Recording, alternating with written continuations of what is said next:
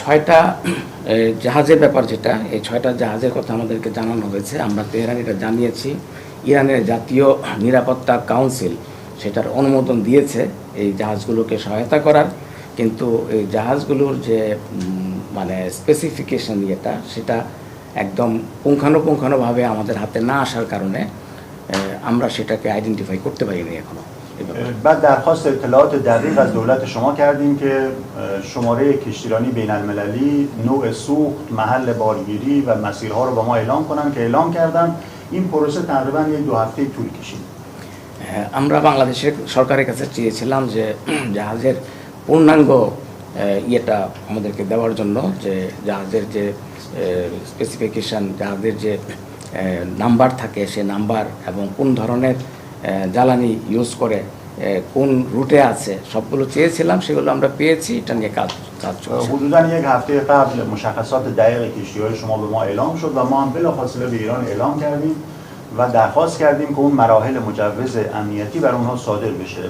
دیگه اون کارهای داخلیش انجام میشه، به ما اعلام میشه و به شما هم ما اعلام میکنیم برای عبور از تنگه هرمز. ولی هیچ مشکلی عبور نفتکش‌های شما نداره. এই পূর্ণাঙ্গ জাহাজের পূর্ণাঙ্গ যে স্পেসিফিকেশন, এগুলো আমরা গত সপ্তাহে আমাদের হাতে আমরা পেয়েছি।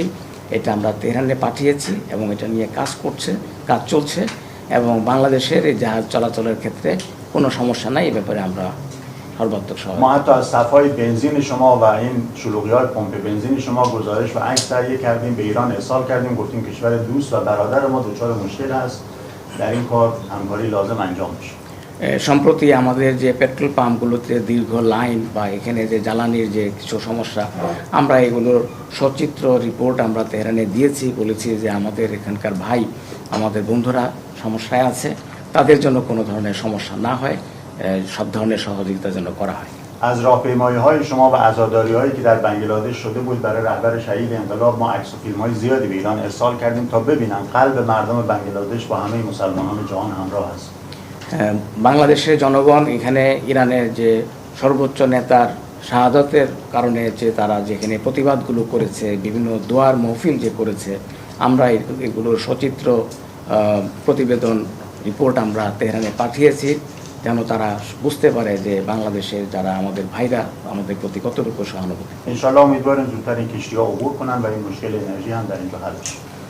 আমি আশা করি ইরানের জ্বালানিবাহী জাহাজগুলো অতি সত্বর হরমুজ অতিক্রম করবে এবং বাংলাদেশে জ্বালানির কোনো সংকট থেকে থাকলে সেটা সমাধান হবে।